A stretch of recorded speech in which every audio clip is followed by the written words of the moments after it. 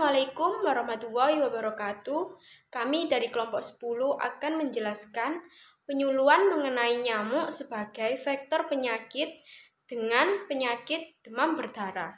Saya Alvin Nurlailatul Rohmah dengan NIM 13519100093 dan teman saya Adelia Putri dengan NIM 13519100094, Fadila Tamamia dengan NIM 13519100070.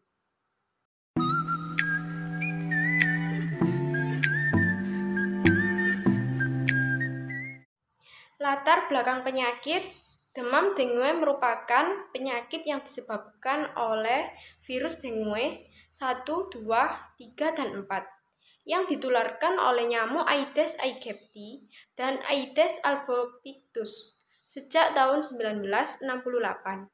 Penyakit ini ditemukan di Surabaya dan Jakarta. Selanjutnya, sering terjadi kejadian luar biasa dan meluas ke seantero wilayah Republik Indonesia. Penyakit demam berdarah menjadi masalah kesehatan masyarakat yang awalnya banyak menyerang anak. Pemberantasan sarang nyamuk atau bisa disebut PSN merupakan kunci keberhasilan dalam memutus penyebaran. Tetapi pada umumnya masyarakat belum memahami secara benar pencegahan dan penanggulangan masalah penyakit demam berdarah.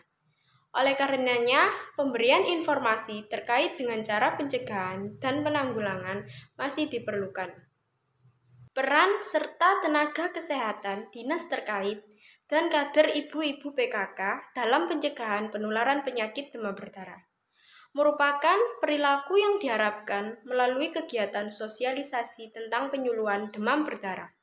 Untuk mewujudkan perilaku tersebut, peningkatan sikap dan perbaikan sikap menjadi hal yang penting.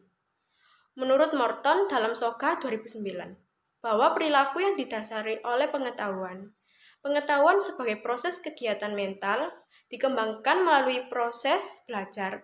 Pengetahuan merupakan hasil stimulasi informasi yang diperhatikan dan diingatkan. Kurang lebih 75-87% pengetahuan diperoleh atau indera pandang, sedangkan 13% melalui indera dengar dan 12% melalui indera lain. Penyuluhan merupakan metode konvensional yang umumnya dilakukan karena mudah dan murah tetapi memiliki kelemahan mudah dilupakan karena prosesnya berlangsung satu arah dan seringkali tidak menarik.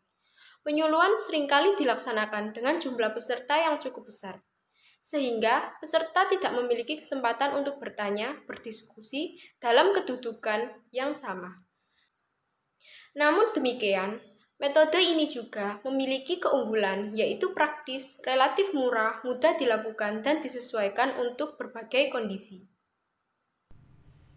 Penyakit demam berdarah disebabkan oleh virus dengue dari nyamuk Aedes aegypti dan Aedes albopictus.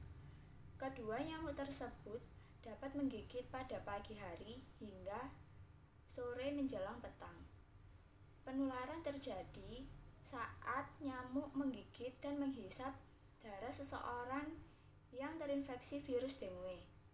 Ketika nyamuk tersebut menggigit orang lain, maka virus tersebut akan tersebar.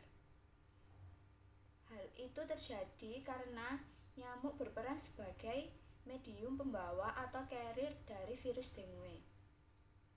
Ketika masuk ke dalam tubuh manusia, maka virus akan bereaksi dengan sistem kekebalan tubuh. Reaksi antara virus dan sistem kekebalan tubuh mengakibatkan kerusakan pada pembuluh darah kapiler. Pembuluh darah menjadi lebih rapuh, bahkan mengalami kebocoran sehingga isinya merembes ke sekitar jaringan. Kebocoran ini pun memaksa trombosit untuk menutupinya. Semakin banyak trombosit yang digunakan hingga titik terendah. Jika sudah demikian, maka tubuh tidak mampu lagi untuk menutupi kebocoran tersebut, sehingga menimbulkan reaksi pendarahan spontan. Reaksi pendarahan ringan berupa bintik-bintik merah keunguan di bawah kulit, sedangkan reaksi pendarahan spontan bisa terjadi pada beberapa organ dalam saluran pencernaan yang ditandai dengan BAB hitam serta pendarahan di gusi dan juga mimisan. Kondisi ini yang kemudian melatar belakangi penamaan penyakit ini dengan sebutan demam berdarah. Ciri-ciri nyamuk demam berdarah: yang pertama, ukuran tubuh sedang, berwarna hitam kecoklatan dengan lorem putih di tubuh dan kaki atau tungkainya.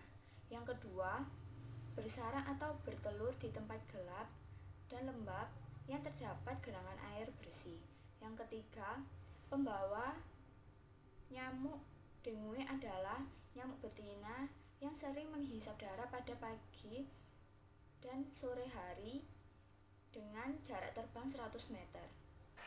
Ada beberapa gejala DBD, yaitu demam tinggi hingga mencapai 40 derajat Celcius, nyeri pada bagian belakang mata, kemudian sakit kepala berat dan muncul bintik-bintik merah pada kulit, mual dan muntah, dan nyeri pada persendian.